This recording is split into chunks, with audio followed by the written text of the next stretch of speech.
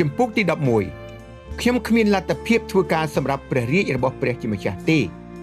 អ្វីៗដែលយើងមានសពថ្ងៃដូចជាលុយឡានផ្ទះសម្បែងពេលវេលាឥទ្ធិពលអាជីពទំនាក់ទំនងកេរ្តិ៍ឈ្មោះក្រុមគ្រួសារជាដើមសុទ្ធតែជារបស់ដែលព្រះប្រទានដល់អ្នកគឺទ្រង់ចង់ពិសោធន៍យើងគ្រប់គ្នាថាតើយើងស្មោះត្រង់គ្រប់ការទាំងនោះដែរឬទេលូកាចំពុក16ខ11ដូច្នេះបើអ្នករាល់គ្នាមិនស្មោះត្រង់ចំពោះទ្រព្យសម្បត្តិរបស់លោកីទេតើអ្នកណាអាចប្រគល់ទ្រព្យសម្បត្តិដ៏ពិតប្រាកដទុកនឹងអ្នករាល់គ្នាបានហើយលោកអ្នកនឹងមានរបស់ទាំងអស់ខាងលើនេះពហុគុណ1ជា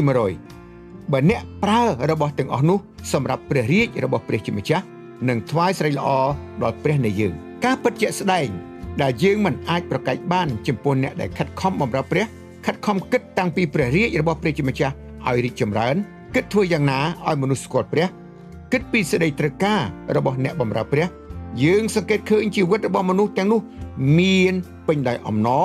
មានព្រះពរមិនចេះដាច់ហើយមានទីបន្ទាល់ពីការអស្ចារ្យជាច្រើនតែអ្នកដែលមិនគិតពីការបម្រើព្រះមិនគិតពីព្រះរាជរបស់ព្រះវិញជីវិតរបស់ពួកគេដូចជាគ្មានអំណរហើយគេមានអារម្មណ៍ថាសោះក៏ក្រោះនិងខ្វល់ខ្វាយជាប់ជានិច្ចយើងប្រាប់អ្នករាល់គ្នាថាគេនឹងឲ្យដល់អស់អ្នកណាដែលមានតែអ្នកណាដែលគ្មាននោះនឹងហូតយកទាំងរបស់ដែលអ្នកនោះមានផងលូកាចំពុក19ខ26ខ្ញុំបានដកពិសោធន៍ការនេះដោយផ្ទាល់ក្នុងអំឡុងឆ្នាំ2011ពេលខ្ញុំចាប់ផ្ដើមមាន clinic ភ្នែកខ្លួនឯងនៅខេត្តស្វាយរៀងដោយរកចំណូលបានច្រើនគ្រាន់បើដែរតែជីវិតខ្ញុំហាក់ដូចជាគ្មានអំណរពិតប្រាកដខ្ញុំហាក់ដូចជាបាត់ឬខ្វះអ្វីម្យ៉ាងគឺជីវិតខ្ញុំរីងស្ងួតដោយគ្មានព្រះវិញ្ញាណធ្វើការក្នុងជីវិតដូចពេលមុនទៀតទោះបីខ្ញុំទៅព្រះវិហាររាល់អាទិត្យហើយថ្វាយដង្វាយដោយស្មោះត្រង់ក៏ដោយខ្ញុំសួរអ្នកបម្រើព្រះជាច្រើនប៉ុន្តែគេជួយខ្ញុំមិនបានទេអស់រយៈពេលជាច្រើនខែមកព្រះវិញ្ញាណបានរំលឹកខ្ញុំថាកុំភ្លេចបម្រើទ្រង់គឺខ្ញុំខានបម្រើទ្រង់ចាប់តាំងពីឆ្នាំ2008មកពេលនោះទើបខ្ញុំយល់ព្រះបន្ទូលដែលថាអ្នកណាដែលគ្មាននោះនឹងហូតយកទាំងរបស់ដែលអ្នកនោះមានផងលូកាចំពុក19ខ26ពីព្រោះពីឆ្នាំ2002ដល់ឆ្នាំ2008ជីវិតខ្ញុំមានអំណរណាស់ទោះពេលនោះខ្ញុំគ្មានលុយគ្មានផ្ទះគ្មានឡានក្តីតែខ្ញុំរស់ក្នុងជីវិតដែលធ្វើបេសកកម្មជាប់ជានិច្ចខ្ញុំស្និទ្ធស្នាលជាមួយព្រះវិញ្ញាណពេលខ្លះព្រះវិញ្ញាណបានសម្ដេចឲ្យខ្ញុំឃើញការដែលត្រូវកាត់ឡើងផងដែរខ្ញុំនាំមនុស្សជាច្រើនឲ្យឮដំណឹងល្អនិងទទួលជឿព្រះយេស៊ូវព្រះជាម្ចាស់មិនចង់ឲ្យអ្នកជឿគ្រប់គ្នាធ្វើជាក្រុមជំនុំធម្មតាទេពីព្រោះព្រះចង់ឲ្យយើងប្រើពេលវេលាអាជីពលុយកាក់សង់ព្រះរាជរបស់ព្រះខ្ញុំចាប់ផ្ដើមបង្កើតកន្លែងស្នាក់សម្រាប់និស្សិតនៅខេត្តស្វាយរៀងហើយចាប់ផ្ដើមផ្សាយដំណឹងល្អដល់និស្សិតរាប់រយនាក់រាប់ពាន់នាក់នៅសាកលវិទ្យាល័យស្វាយរៀងចាប់តាំងពីឆ្នាំ2011មកពេលនោះជីវិតខ្ញុំបានដកពិសោធន៍នៅអំណរយ៉ាងពិតប្រាកដហើយព្រះពររបស់ព្រះបានបន្ថែមឲ្យខ្ញុំជាច្រើនណាស់ខេត្តស្វាយរៀងនេះមានគ្រូពេទ្យឯកទេសជំងឺភ្នែកចំនួន2នាក់មកហើយដែលបានប្តូរមកធ្វើការនៅទីក្រុងភ្នំពេញវិញពីព្រោះគេរកស៊ីមិនបានតែព្រះបានប្រទានពរដល់ខ្ញុំនៅខេត្តស្វាយរៀងនេះទៅវិញដែលគេបានគិតថាជាទីរហោស្ថាននៅឆ្នាំ2011ខ្ញុំបានអញ្ជើញគ្រូគង្វាលជាច្រើនមកអធិដ្ឋាននៅ clinic ភ្នែកតូចមួយនេះហើយសូមឲ្យអាចคล้ายទៅជាកន្លែងដែលអាចជួយដល់អ្នកក្រីក្រហើយមនុស្សជាច្រើនអ្នកបានឮដំណឹងល្អព្រះបានធ្វើឲ្យ clinic ខ្ញុំមានប្រាក់ចំណូលច្រើនរៀងរាល់ខែហើយរឿងដែលអស្ចារ្យបំផុតបានកាត់ឡើងនៅឆ្នាំ2014គឺមានអង្គការមួយដែលជាជំនួយរបស់ប្រទេសអាល្លឺម៉ង់ដើម្បីឲ្យខ្ញុំបកភ្នែកដោយឥតគិតថ្លៃដល់ប្រជាជនក្រីក្រយើងបានបកភ្នែកឲ្យមនុស្សរាប់ពាន់នាក់ព្រះពិតជាអស្ចារ្យណាស់ព្រះបានធ្វើឲ្យមានអណ្ដូងប្រេងនៅទីរហោស្ថាន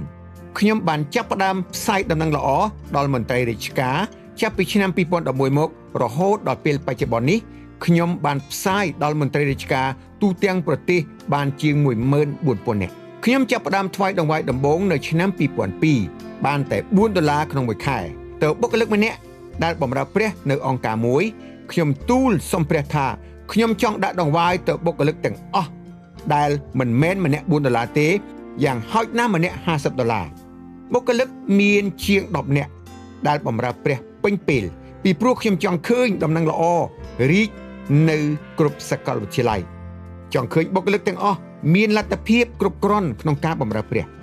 ខ្ញុំបានដាក់ដង្វាយដល់បុគ្គលិកទាំងអស់រយៈពេលជាច្រើនឆ្នាំមកហើយសំណួរតើព្រះប្រទានពរឲ្យអ្នកមានចំណូលប៉ុន្មានដើម្បីឲ្យមានលទ្ធភាពថ្វាយ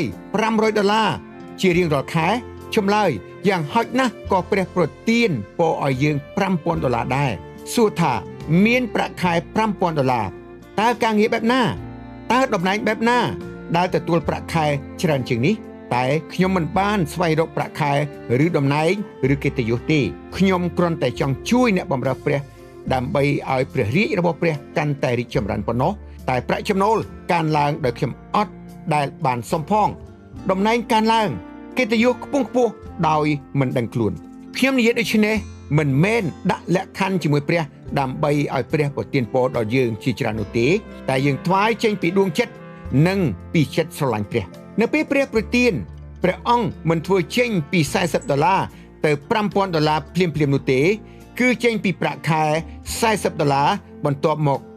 $70រួច$120រួច$220រហូតដល់$1,000បន្ទាប់មក$2,000នឹងចេះតែកើនឡើងយ៉ាងឆាប់រហ័សពីមួយដំណាក់កាលទៅមួយដំណាក់កាលចំណូលប្រចាំខែរបស់ខ្ញុំចេះតែកើនរហូតពេលនោះខ្ញុំត្រូវស្មោះត្រង់ក្នុងការថ្វាយបន្ថែមជានិច្ចមិនស្ដាយទេទោះពេលខ្លះពេលដែលខ្ញុំនិងភរិយាថ្វាយដង្វាយច្រើនបែបនេះ2ទៅ3ខែដំបូងយើងមានអារម្មណ៍ថាស្ដាយដែរតែយើងដឹងថាជាការសាក់ឡោតើយើងស្ដាប់បង្គាប់ព្រះឬទេហ៊ានថ្វាយព្រះឬទេតែខ្ញុំនៅតែស្មោះត្រង់នឹងថ្វាយដល់ព្រះដោយអំណរហើយអរព្រះគុណព្រះគ្រប់យ៉ាងពីព្រោះនិមិត្តដែលសុំព្រះនោះបានសម្រេចហើយ